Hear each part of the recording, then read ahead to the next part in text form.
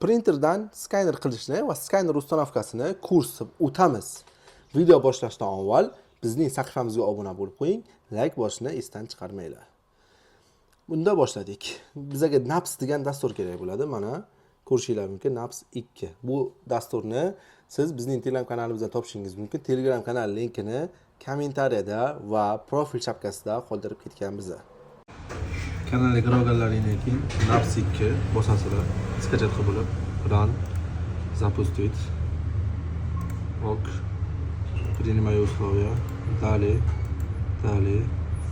Menga borligi uchun buni ustavka qilib bo'lmaydi, chunki menda bor. Sizlar dalay bosib ketaverasizlar, o'zi ustavka qiladi. Mana Naps degan ilova o'rnatib olib ochamiz. Ochganimizdan so'ng mana bu yerdan hozir menga printerlar ustavka qilingan. Men hozir Epson L486 ga skaner qilishni ko'rsatib o'taman. Ya'ni bu yerdan Novi profili bosasizlar.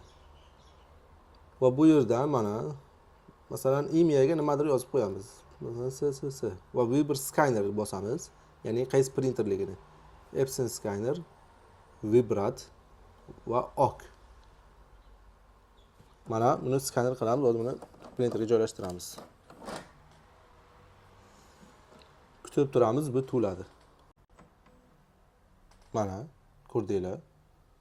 Skaner bo'lganini.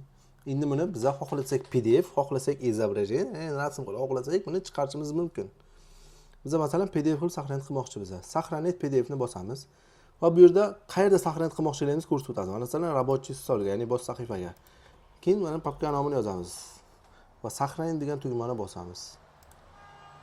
Va pastga tushiramizda mana bu yerdan ko'rishingiz mumkin. Paydo bo'ldi. Mana. Printer ta'mirlash xizmatlari kerak bo'lsa, pastdagi raqamlarga qo'ng'iroq qilishingiz mumkin.